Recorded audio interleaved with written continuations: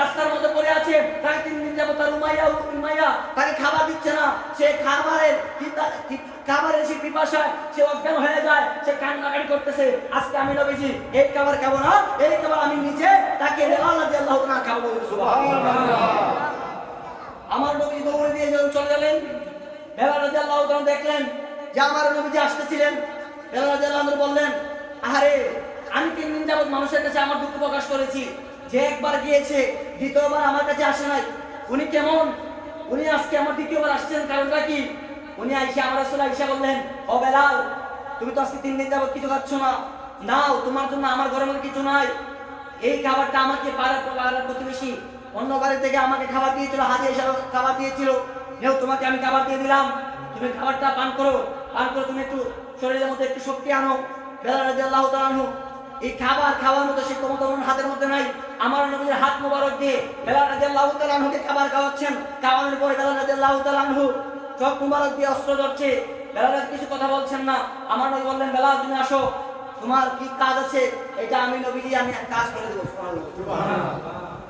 আমার নবীজি বেলাল রাদিয়াল্লাহু তাআলা আনহুকে নিয়ে উমাইয়ার ঘরের মধ্যে গেলেন। যাওয়ার পরে যে উমাইয়া চাল দিয়েছিল, ওই চালটা আমার নবীজি হাত মোবারক দিয়ে আটা করে দিয়েছেন। আমার নবী সারা রাত ভর আটা করেছেন। বেলাল রাদিয়াল্লাহু তাআলা আনহুকে বললেন, ও বেলাল তুমি ঘুমিয়ে যাও, তুমি অসুস্থ মানুষ, তুমি এই কাজ করতে পারবে না, আমি তোমার এই কাজ আমি করে দেব। বেলাল রাদিয়াল্লাহু তাআলা আনহু সেটা করতেছিলেন। আমার নবীজির গা মুবারকের মধ্যে চাদর মুবারক ছিল। আমার নবী করিম সাল্লাল্লাহু তাআলা সাল্লাম সেই চাদর মুবারককে বেলাল রাদিয়াল্লাহু তাআলা আনহু শরীর মুবারকের মধ্যে দিয়ে বললেন, ও বেলাল তুমি ঘুমিয়ে যাও, আমি তোমার কাজ করে দেব। সুবহানাল্লাহ। বেলাল রাদিয়াল্লাহু ঘুমিয়ে গিয়েছেন। 3-4 ঘন্টা ঘুমের পরে হঠাৎ বেলাল রাদিয়াল্লাহু তাআলা চোখ মুবারক খুলে গেল। বেলাল রাদিয়াল্লাহু তাআলা দেখতেছেন আমার নবী করিম সাল্লাল্লাহু তাআলা সাল্লাম, যেই বেলাল কিন্তু দাস, তার কাজ কেউ করে দিবে দূরের কথা, তাকে কেউ ভালো করে ভালোবাসে জিজ্ঞাসা করে না। আর উনি কেমন লোক, যে লোক আজকে আমার খাবার খাওয়া হয়েছে এবং কি আমার জন্য আজকে সে আমার কাজও করে দিচ্ছে, উনি কেমন লোক, আমি তো ওনাকে চিনি না। বেলাল রাদিয়াল্লাহু তাআলা আনহু আমার নবীজি চাদর মুবারক একটু ফাঁকা ছিল, একটু ছিঁড়া ছিল, ওই চাদর মুবারক ছিঁড়া দিয়ে আমার বেলাল রাদিয়াল্লাহু তাআলা দেখলেন যে আমার নবীজি যখন ওই আটা পোষার জন্য যখন এই পাথরগুলো ঘুরাচ্ছেন, আমার নবী চেহারা মুবারক দিয়ে গাম মুবারক মাটির মধ্যে যাচ্ছে। আমার বেলাল বলছেন যে যখন গাম মুবারক যখন মাটির মধ্যে পড়ছে, আমি বেলাল দেখতেছি আমার নবীজির এই গাম মুবারক হীরার থেকে আরো ঝলমল করতেছে। সুবহানাল্লাহ। বেলাল আবার তাকালেন, তাকিয়ে দেখলেন আমার নবী করিম সাল্লাল্লাহু আলাইহি ওয়াসাল্লাম যে পাপড়ি মুবারক ছিল, সেই পাপড়ি মুবারক থেকে চুল মুবারক থেকে পানি মুবারক ঝরছে, ঘাম মুবারক ঝরছে। আমার বেলাল রাদিয়াল্লাহু তাআলা জিজ্ঞাসা করলেন, ইয়া যে আপনার নাম কি? আমি তো আপনার পরিচয় জানি না, আমি তো আপনাকে চিনি না, আপনার নাম কি? আমার নবী বলেছেন, আমার নাম হচ্ছে মুহাম্মদ ইবনে আব্দুল্লাহ। সুবহানাল্লাহ। বেলালের শব্দ বন্ধ হয়ে গিয়েছে।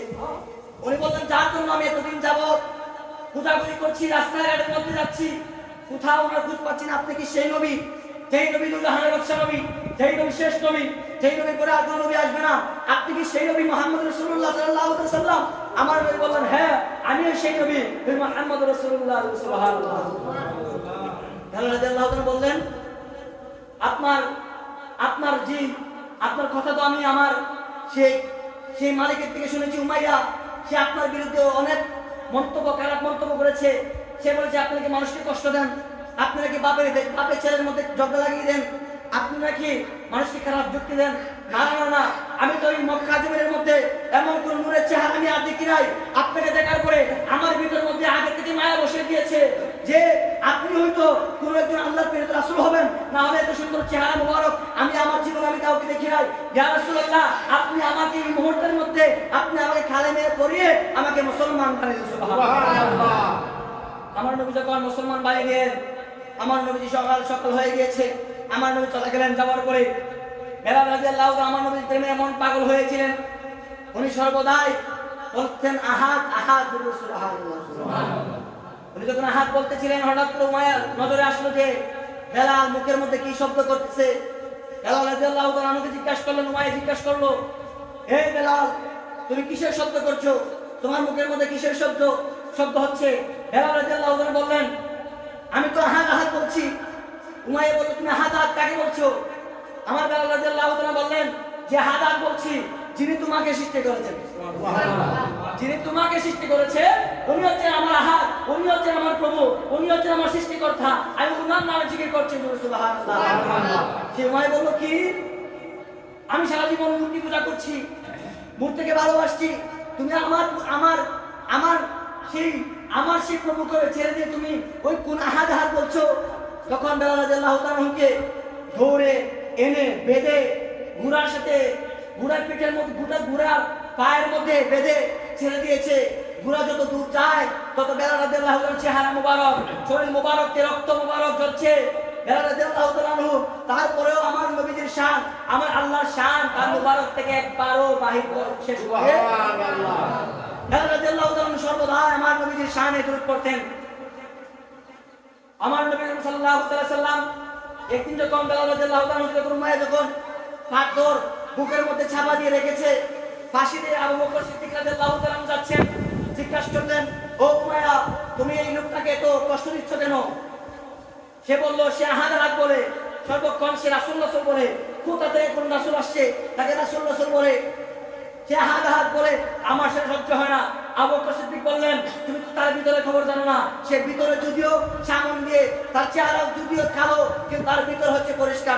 সুবহানাল্লাহ। তখন বললেন, আবু বকর সিদ্দিক বললেন, ও উমাইয়া শুনো, আমার যে একটা দাস আছে, সেই দাস বেলাল রাদিয়াল্লাহু তাআলা আনহু থেকে শক্তিশালী, আর ভালো কাজ করতে পারে। তুমি হয়তো সেই দাসকে নিয়ে দাও, না হয়তো বেলালকে বিক্রি করে দাও, আমি বেলালকে কেনার জন্য প্রস্তুত হয়ে গেছি। আমার রাসূল বললেন, ও আবু বকর শুনো, তুমি যখন বেলালকে কিনবা, আমি রাসূল ওই বেলালের জন্য কিছু হাদিয়া তোমাকে দিলাম, তুমি যাও, তুমি বেলালকে কিনে নিয়ে আসো। সুবহানাল্লাহ।